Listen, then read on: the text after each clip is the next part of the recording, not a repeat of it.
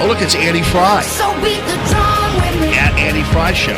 So, yeah, I deflected there, didn't I? So we were just talking about how the Archdiocese is going to give a special dispensation to Catholics on St. Patrick's Day. It falls on a Friday. Okay. But you have to petition to be able to do that. We got into a big discussion about eating meat on Friday, and then they were asking me about that. They were asking me about the whole eat meat thing and Catholics and blah, blah, blah. And I said, well, Ash Wednesday was a fasting day, and I did not go to Ash Wednesday Mass. It was not a holy day of obligation, but I also didn't. I had to work, and I was doing TV, so I didn't go to Ash Wednesday Mass. And so, but I also didn't eat meat that day. And I said, well, at least I'm not Katie Bailey, who not only who not only ate a beef burrito, but also lied to her mother about it when she was asked. Yeah, one of those is worse than the other. Right. I think. So see how I just threw her right under the bus. That's right. Didn't It's I? a great segue. I know. I know. Well, you know what, too? Ultimately, and again, it's not just because you're a female or woman that I'm going to talk to you about this, but on the other side of this break, we have to talk about the female sportscaster phenomenon.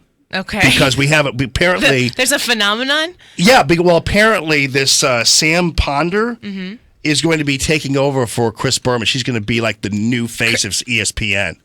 Wow. Yeah. I have not heard this. Yeah, I know. I'm just telling you that. I went to school to be a sports broadcaster, and here I am. Oh, you did? Yes, I did. Well, see, because Pippi was like, it was so cute of Pippi to say, I've always wanted to be a female sportscaster. I just think it would be so cool. I think you got the female part down so I far. do, yes. You're halfway there. I don't know enough about sports, but I think it's really cool when girls do. Me too. Mm-hmm. I mean, and it's not because of the. I think that you have to be a special species to be able to be a sports person anyway. Yeah. But the truly, like, my favorite one has always been, well, we'll talk about it now, and then on the other side of this break, maybe we'll do something different. Hannah Storm was always my favorite sportscaster, but she happened to be a brunette, so she didn't go very far in the... Man, you can fix that with a box, a $12 box. I mean, maybe not for long, but yeah, when it comes to women in sports broadcasting, I will find myself, and it's no different really than something like this.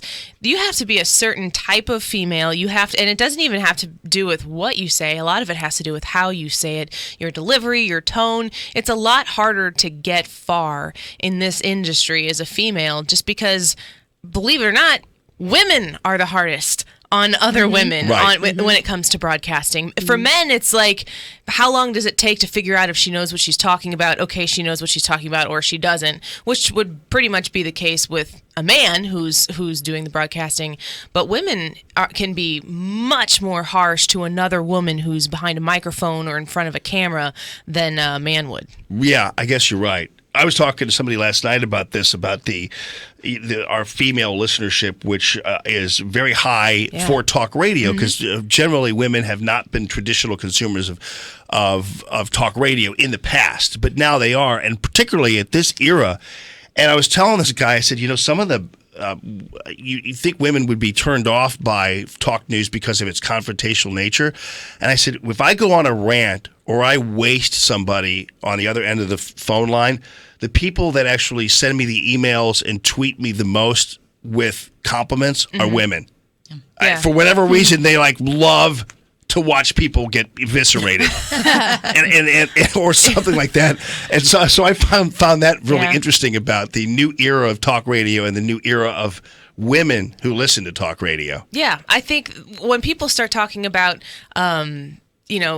inequality in the workplace and all that, I've often said that I think that women, if you're working in a man's world, and this is pretty much a man's world around here, I mean, especially on the broadcasting side. She says as I'm surrounded by 4 women. I know, that's what I was going to say. And 4 awesome. Beautiful, accomplished women who are all going to show up on the day without women, I hope. We are. Yes, they will.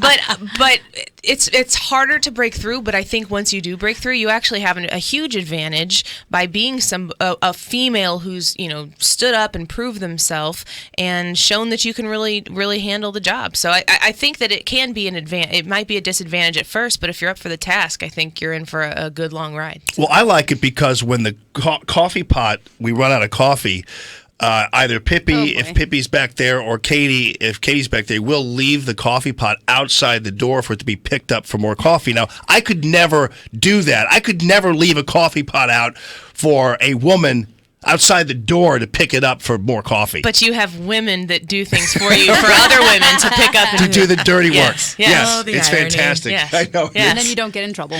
Yeah. This is what you went to college for, Tricia. There you go. No, that's right. So the Annie Frey Show, of course, on Saturdays. We'll talk more about that. And when we come back, we'll talk to we have discovered the transformation of the word recusal now means apparently indictment. Yeah, especially if you don't know what words mean. Exactly. Or care. But all day long, they did, when the left and left media don't have the goods, they just make them up. It's pretty fascinating. We'll talk with Annie Frey on the other side of this break, and Jim Carafano on the way.